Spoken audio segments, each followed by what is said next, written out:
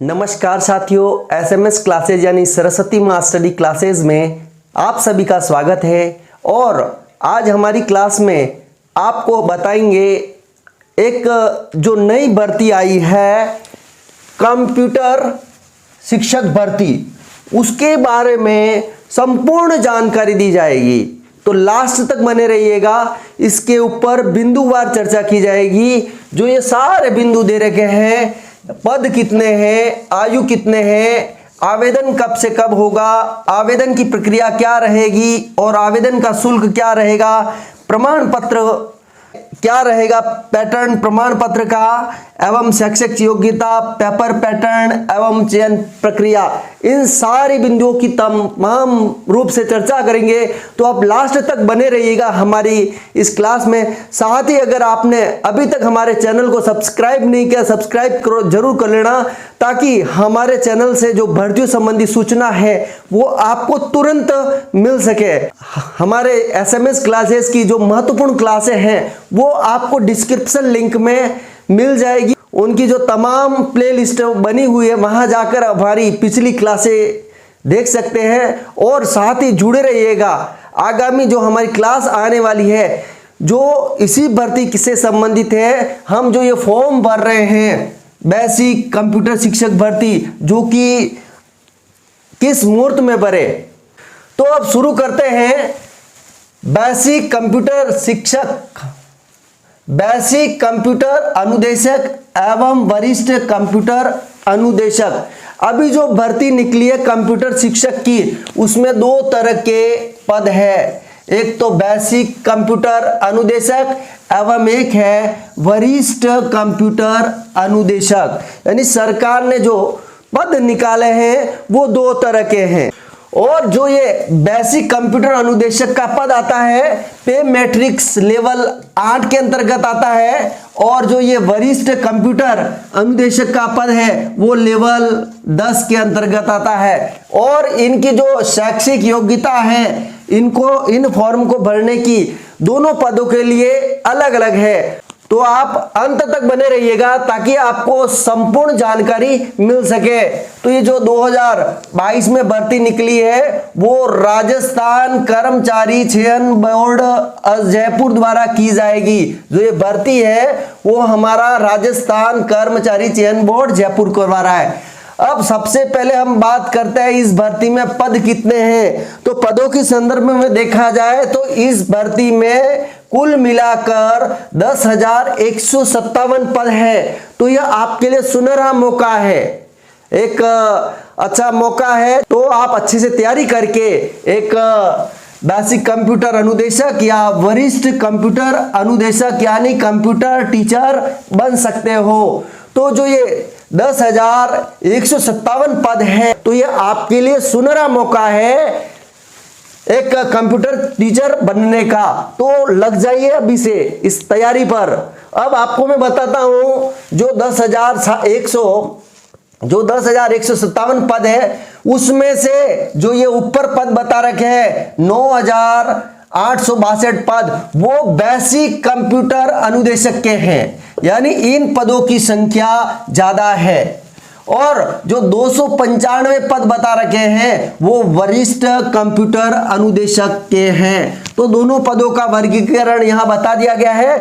अब अपन आगे देखते हैं जो नॉन टीएसपी के पद है, गैर अनुसूचित जनजाति जिले या क्षेत्र कह सकते हैं, उनके पद हैं 8,975 पद है नॉन टीएसपी के, और 888 पद है टीएसपी के। यानी जो बेसिक कंप्यूटर अनुदेशक के पद है 9,862, उनमें से 8,975 तो है नॉन टीएसपी के और 888 पद है टीएसपी के। अब मैं बताता हूं जो 295 पद है उनमें से 283 पद है नॉन टीएसपी के और 13 पद है टीएसपी के। तो आपको जो पदों का वर्गीकरण है वो पता चल चुका होगा। और अब आप आपकी कैटेगरी वाइज पद देखना चाहते हो तो वो आपको नोटिफिकेशन में देख सकते हैं। तो अब अपन आगे बढ़ते हैं। बहुत ही कम समय में इस भर्ती से संबंधित मैं संपूर्ण जानकारी दे दूंगा, लास्ट तक बने रहिएगा, बिंदुवार चर्चा करूंगा। तो अब अपन आगे बढ़ते हैं। इस भर्ती में जो नोटिफिकेशन आया है उसमें आयु संबंधी क्या बात कही गई है। तो इस भर्ती में आयु है जो 18 से 40 वर्ष तक रखी गई है, सामान्य वर्ग, यानी जो व्यक्ति 18 वर्ष कर चुका है और उसके 40 नहीं हुए हैं वो इस भर्ती के लिए आवेदन कर सकता है। और जो छूट का प्रावधान है, आयु संबंधी छूट मिलती है, जो आरक्षित श्रेणी है उनको छूट अवश्य मिलेगी। यानी जो महिला है सामान्य वर्ग की एवं ओबीसी, एसटी, एससी एवं अति पिछड़ा वर्ग, जो ये आरक्षित वर्ग है उनको 5 वर्ष की छूट रहेगी। यानी वे अभ्यर्थी 45 वर्ष के हैं तब तक वो अपना आवेदन कर सकते हैं। और मैं बताना चाहूंगा आरक्षित वर्ग की जो महिला अभ्यर्थी है, यानी पिछड़ा वर्ग, अति पिछड़ा वर्ग, एससी, एसटी एवं आर्थिक रूप से जो रिजर्वेशन दिया जाता है उससे संबंधित जो महिला है उनको 10 वर्ष की छूट मिलेगी। तो वे 50 वर्ष तक की है जो अपना आवेदन कर सकती है। तो आपको जो आयु संबंधित जानकारी है वो पूरी मिल गई होगी। और जो ये आयु की गणना होगी 1 जनवरी 2023 के आधार पर की जाएगी। तो आप आपकी आयु सुनिश्चित कर ले कितनी हो रही है। आपको एसएमएस क्लासेस के माध्यम से एक सही एवं सटीक जानकारी दी जाएगी। तो लास्ट तक बने रहिएगा हमारी क्लास में और जुड़े रहिएगा हमारे चैनल से। तो जो आरक्षित वर्ग है, आर्थिक रूप से जो रिजर्वेशन दिया जाता है, ओबीसी, एससी, एसटी, उनको 5 वर्ष की छूट है, जिसमें महिला भी सम्मिलित है सामान्य वर्ग की। एवं यानी महिला जो आरक्षित वर्ग की है, एससी, एसटी, ओबीसी, आर्थिक रूप से जो पिछड़ेपन की है उनको 10 वर्ष की छूट है, अर्थात वे 50 वर्ष तक की है जो अपना आवेदन कर सकती है। अब मैं आपको बताना चाहूंगा कि जो आवेदन निकले हैं वो प्रोसेस कब से शुरू होगा और कब तक चलेगा। यानी जो नोटिफिकेशन आया है वो 1 फरवरी को आया है, 2022 को नोटिफिकेशन आ गया है। एवं जो आवेदन की प्रक्रिया है 8 फरवरी से शुरू हो जाएगी जो कि 8 मार्च तक चलेगी। यानी इसमें अपने को लगभग 26 दिन मिल रहे हैं। तो इन 26 दिनों में आपको अपना आवेदन पूरा करना है। और अगर आप किसी शुभ मुहूर्त में या अच्छे समय में, अच्छी चौकड़ी या किसी सर्वार्थ सिद्धि योग, अमृत सिद्धि योग, एकादशी, एक उपयुक्त दिन में अपना आवेदन करना चाहते हैं तो उसके लिए मेरी आगामी क्लास आएगी जो आपको डिस्क्रिप्शन लिंक में मिल जाएगी। तो जो अगर आप शुभ मुहूर्त देखना चाहते हो इन 26 दिनों के दौरान तो वो भी क्लास मेरी आने वाली है। तो आप जुड़े रहिएगा मेरे चैनल से ताकि आपको एक शुभ मुहूर्त की जानकारी मिल सके, तो आप अपना आवेदन एक सही समय में कर सको। अब मैं आपको बात करता हूं परीक्षा संबंधित, यानी परीक्षा कब होगी। तो जो इस बोर्ड ने हमको बताया है, यानी अपने को नोटिफिकेशन के माध्यम से बताया है, परीक्षा की संभावित तिथि या मंथ कह सकते हैं मई या जून महीना। तो आप मानकर चलिए अगर कोविड का कोई असर नहीं हुआ, कोविड का ऐसा कोई प्रकोप नहीं हुआ तो आपकी परीक्षा मई महीने में ही हो जाएगी। यानी आपको जून तक भी नहीं सोचना है। यानी कि क्योंकि जो राजस्थान कर्मचारी चयन बोर्ड एग्जाम कराता है, यानी जो वीडियो का एग्जाम कराया था वो सही समय पर करवा दिया गया था। तो जो ये जो कंप्यूटर टीचर भर्ती निकली है वो निश्चित ही सही समय पर हो जाएगा, मई जून। तो आप अभी से आप अपनी तैयारी में लग जाइएगा। तो अब अपन देखते हैं आगे अपन ने देख लिया है आवेदन कब से कब होंगे, 8 फरवरी से 8 मार्च। तो आपको इन तारीखों का ध्यान रखते हुए अपने आवेदन का प्रोसेस सही समय में पूरा कर लेना है। और जो परीक्षा की तिथि है मई और जून में हो सकती है। अब मैं आपको आगे बताना चाहूंगा, मैं आपको एक शॉर्ट एवं सटीक जानकारी दूंगा, लास्ट तक बने रहिएगा मेरी इस क्लास में। अब मैं आपको बताना चाहूंगा आवेदन कहां से होगा, कैसे करना है, तो आप ध्यान से सुनिएगा मेरी इन बातों को। तो जो आवेदन की प्रक्रिया है वो SSO ID से होगी, यानी जो अपनी SSO ID बनी हुई है, अगर नहीं बनी हुई है तो आपकी SSO ID बन जाएगी। और SSO ID से आपको आपका आवेदन है जो किसी भी ई मित्र से या स्वयं भी कर सकते हैं। तो आपका जो आवेदन होगा वो SSO ID के माध्यम से होगा।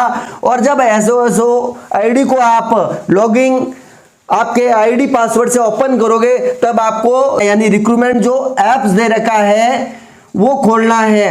और वहां पर आपको जो ऑनगोइंग जो भर्तियां है या ऑनगोइंग रिक्रूटमेंट है उसमें ये भर्ती दे रखी होगी। जो कंप्यूटर बेसिक अनुदेशक, वरिष्ठ कंप्यूटर अनुदेशक की भर्ती है वो दे रखी होगी।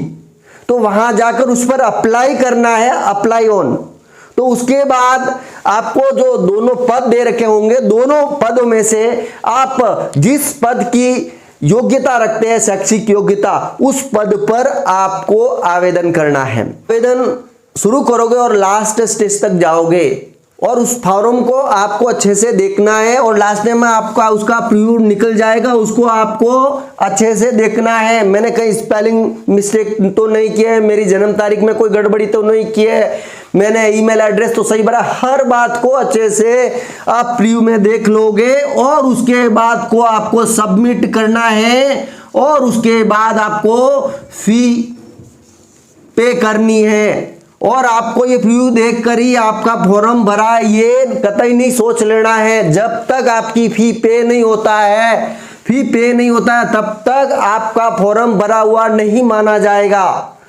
तो आपको समझ में आ गया होगा SSO ID से किस प्रकार आवेदन करना है, किस प्रकार सबमिट करना है, अच्छे से देखकर फॉर्म।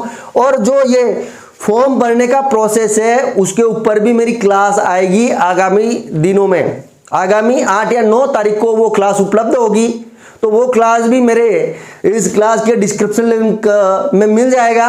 तो जुड़े रहिएगा मेरी इस क्लास से। और अब मैं आपको एक अच्छी बात बताने जा रहा हूं। जो आवेदन है आप जो नॉन TSP के अभ्यर्थी है वो नॉन TSP में ही आवेदन कर सकते हैं।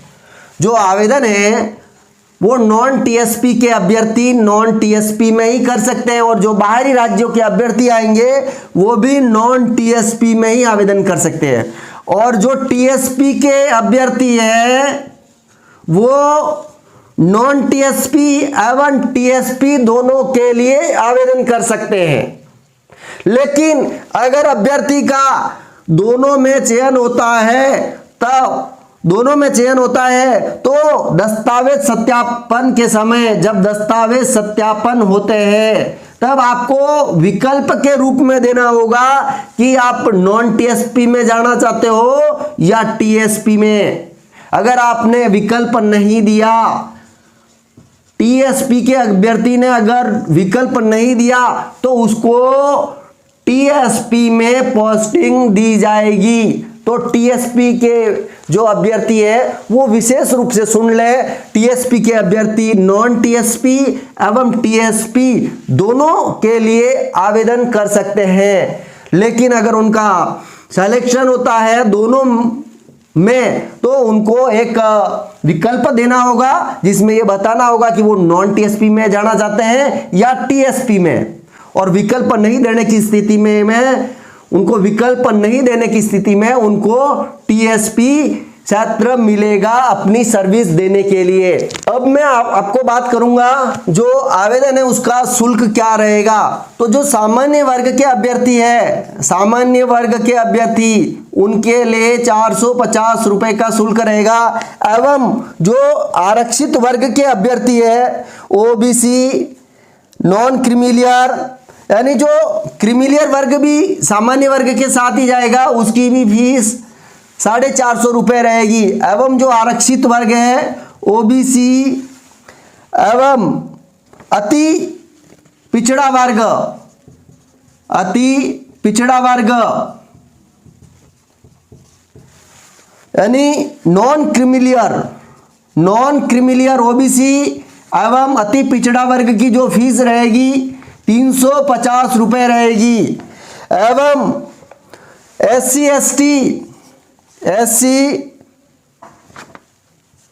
ST एवं विशेष योग्य जन की जो फीस रहेगी 250 रुपये रहेगी। एवं एक फॉर्म में ऑप्शन आता है आपकी इनकम कितनी है, क्या आपकी इनकम 2.5 लाख से कम है तो आपकी जो फीस रहेगी वो 250 रुपये रहेगी।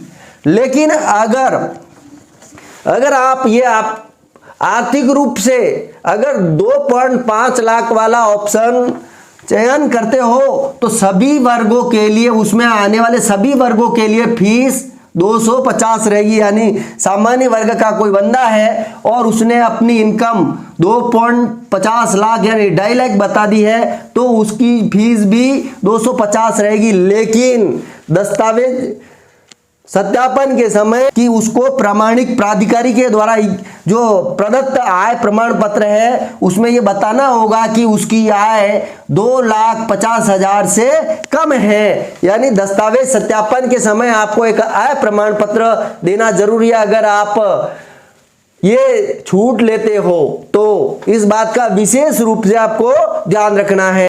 अब मैं आपको बताना चाहूंगा, जो अगर आप आरक्षित वर्ग का लाभ देना चाहते हो तो आरक्षित वर्ग से संबंधित जो सभी प्रमाण पत्र है वो अंतिम दिनांक से पूर्व तक बन जाने चाहिए। यानी इन प्रमाण पत्रों की जो बनने की तारीख है वो अंतिम तारीख रखी गई है। अब मैं आपको विशेष रूप से बताना चाहूंगा, जो महिला अभ्यर्थी है वो अपने पिता के नाम, निवास एवं आय के आधार पर जारी अन्य पिछड़ा वर्ग एवं अति पिछड़ा वर्ग का नॉन क्रीमिलियर का प्रमाण पत्र प्रस्तुत करना होगा। जो महिला आवेदक है, महिला अभ्यर्थी है, वो अपने पिता के नाम, निवास एवं आय के आधार पर जारी अन्य पिछड़ा वर्ग, अति पिछड़ा वर्ग का नॉन क्रीमिलियर प्रमाण पत्र प्रस्तुत करना होगा। पति के नाम, आय आधार पर जारी प्रमाण पत्र मान्य नहीं है। यानी जो विवाहित महिलाएं हैं वो अगर आर्थिक आधार पर अगर अपना भर्ती में लाभ लेना चाहती है या अगर महिला ओबीसी वर्ग नॉन क्रीमिलियर की है तो उनका जो सर्टिफिकेट बनेगा वो पिता की आय के आधार पर बनेगा। अगर उनका आय सर्टिफिकेट पति के आय के आधार पर बना है तो वो सर्टिफिकेट मान्य नहीं होगा।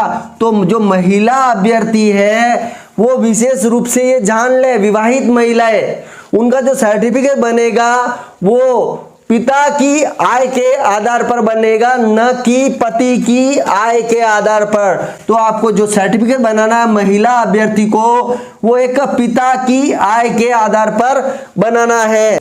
एवं मैं बताना चाहूंगा, ऐसी महिला जिनका तलाक हो गया है या फिर विवाह विच्छिन्न हो गया है और उनका जो कोर्ट से जो सर्टिफिकेट आता है वो 8 मार्च 2022 से पहले का जारी हुआ होना चाहिए। विधवा महिला है जो उनके पति का डेथ सर्टिफिकेट हो सकता है या फिर जिनका तलाक हो गया, विवाह विच्छिन्न हो गया है, उनका जो सर्टिफिकेट है उनकी जो तारीख है 8 मार्च 2022 से पूर्व की होनी चाहिए। तो आपको इस बात का विशेष रूप से ध्यान रखना है, जो विधवा महिला है उनके पति का जो डेथ सर्टिफिकेट है, जो मृत्यु प्रमाण पत्र है वो 8 मार्च 2022 से पूर्व का जारी हो। एवं जो तलाकशुदा महिला है, विवाह विच्छिन्न वाली महिला है, उनका जो सर्टिफिकेट कोर्ट से द्वारा दिया जाता है वो भी 8 मार्च 2022 से पूर्व का जारी होना चाहिए।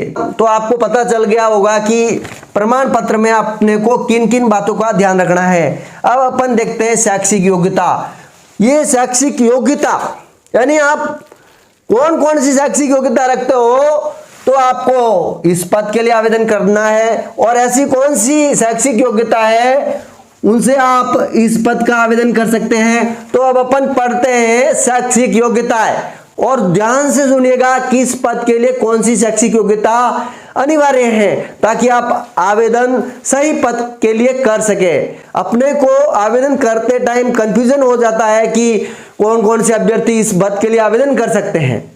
तो मैं ये जो बातें बता रहा हूं शैक्षिक योग्यता की, उनको ध्यान से सुनिएगा और उसके बाद फॉर्म भरिएगा। तो शुरू करते हैं शैक्षिक योग्यता। इसमें 2 तरह के पद हैं, एक तो है वरिष्ठ कंप्यूटर अनुदेशक। तो जो वरिष्ठ कंप्यूटर अनुदेशक का पद है तो उसके लिए जो डिग्री होनी चाहिए, एक तो वो मास्टर डिग्री होनी चाहिए।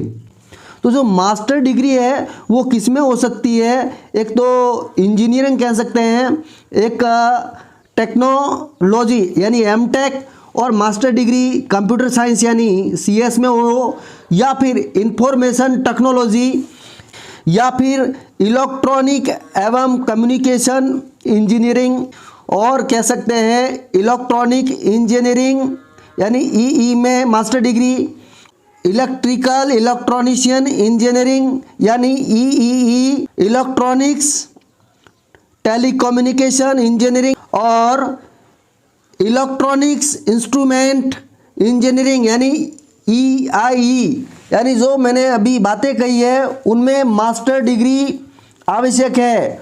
और इसके अलावा अगर ये नहीं है तो आप के पास अगर ये वाली डिग्री है यानी एमएससी है कंप्यूटर साइंस के अंतर्गत यानी सीएस और इंफॉर्मेशन टेक्नोलॉजी में, यानी अगर आपके पास मास्टर डिग्री है इन कंप्यूटर साइंस में और इंफॉर्मेशन टेक्नोलॉजी में, तो भी आप वरिष्ठ कंप्यूटर अनुदेशक के पद पर आप पात्र हैं। और इसके अलावा अगर आपके पास master degree in computer application MCA और बी लेवल और सी लेवल है तो भी आप इस भर्ती के लिए पात्र हैं, इस पद के लिए। और अगर सरकार द्वारा ऐसी कोई भी क्वालिफिकेशन जो इन पदों के लिए अपनी समानता रखती है वो भी इस भर्ती के लिए योग्य हैं। और साथ ही मैं कहना चाहूँगा कि देवनागरी लिपि अर्थात हिंदी का व्यवहारिक ज्ञान भी आवश्यक है, साथ ही राजस्थानी संस्कृति का भी ज्ञान आवश्यक होना चाहिए। तो आपको ज्ञात हो गया होगा वरिष्ठ कंप्यूटर अनुदेशक के पद है उनके लिए कौन कौन सी निर्धारित योग्यता है। अब अपन आगे देखते हैं जो एक और पद है बेसिक कंप्यूटर अनुदेशक, उनके लिए कौन कौन सी निर्धारित योग्यता है। जो एक पद है अपना बेसिक कंप्यूटर अनुदेशक पद, तो इसके लिए जो योग्यता रखी गई है ग्रेजुएट होना चाहिए और ए लेवल और पीजीडीएसीए ए मिनिमम 1 ईयर्स का कोर्स होना चाहिए इस पद के लिए। और इसके अलावा अभ्यर्थी बैचलर है यानी बीई है, और बैचलर वह टेक्नोलॉजी में भी हो सकता है अर्थात बीटेक भी हो सकता है, बैचलर इन कंप्यूटर साइंस में भी हो सकता है, बैचलर इंफॉर्मेशन टेक्नोलॉजी में भी हो सकता है, और इलेक्ट्रॉनिक कम्युनिकेशन इंजीनियरिंग में भी बैचलर हो, या फिर इलेक्ट्रिकल इंजीनियरिंग यानी ई हो विद्यार्थी, और इलेक्ट्रिकल इलेक्ट्रीशियन इंजीनियरिंग ईईई, और electrician instrument and control EIC, और ई कम्युनिकेशन इंस्ट्रूमेशन यानी टीआईई।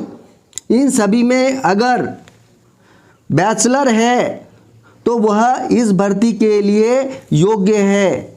और इसके अलावा अभ्यर्थी बीएससी इन कंप्यूटर साइंस और इंफॉर्मेशन टेक्नोलॉजी में है तो वह अभ्यर्थी भी इस भर्ती के लिए योग्य है।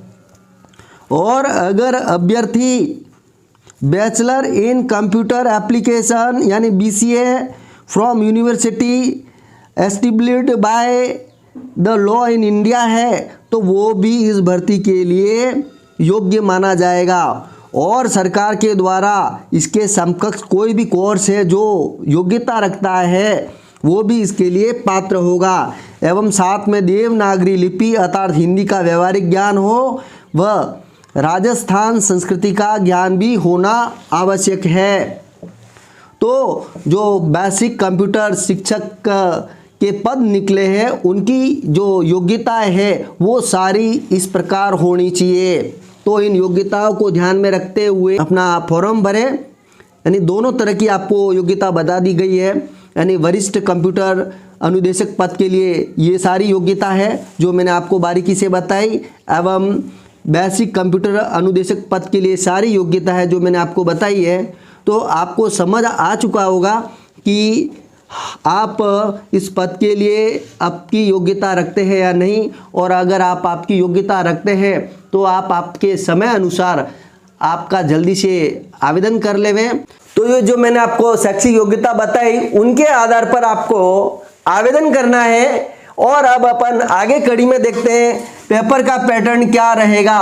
तो जो पेपर का पैटर्न होगा यानी दोनों पद के लिए दो पेपर होंगे, एक तो फर्स्ट पेपर एक सेकंड पेपर, यानी दोनों पद के लिए दो पेपर होंगे। यानी बेसिक कंप्यूटर अनुदेशक के लिए एवं वरिष्ठ कंप्यूटर अनुदेशक के लिए दो पेपर होंगे और दोनों पेपर में 100 क्वेश्चन होंगे। कितने क्वेश्चन होंगे? 100 क्वेश्चन। तो आपको तैयारी इन्हीं क्वेश्चन के आधार पर करनी है। एवं जो परीक्षा का समय होगा वो 2 घंटे रहेगा। परीक्षा का समय 2 घंटे रहेगा एवं इन 2 घंटे के दौरान आपको ये 100 क्वेश्चन पूरे करने हैं। एवं जो नकारात्मक मार्किंग रहती है, नेगेटिव मार्किंग रहती है, वो भी रहेगी इस परीक्षा में। नकारात्मक नेगेटिव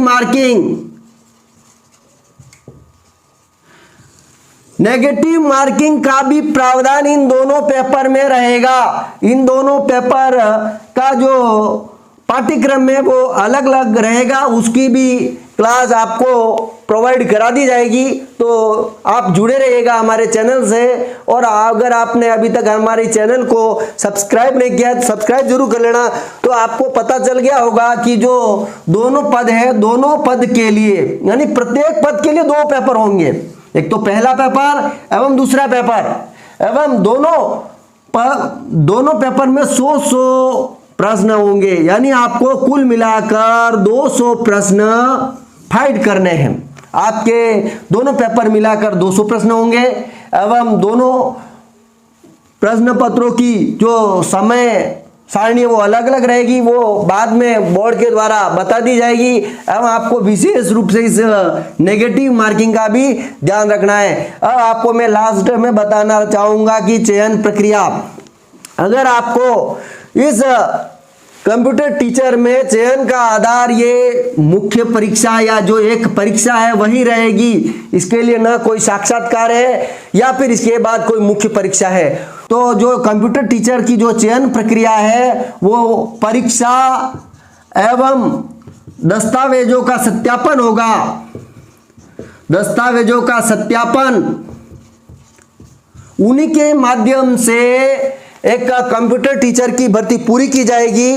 तो एक सरल तरीका है, इसमें न कोई मुख्य परीक्षा है न कोई आने वाले टाइम में साक्षात्कार रखा गया है। तो ये आपके लिए सुनहरा मौका है, आप इस भर्ती के लिए आवेदन करें।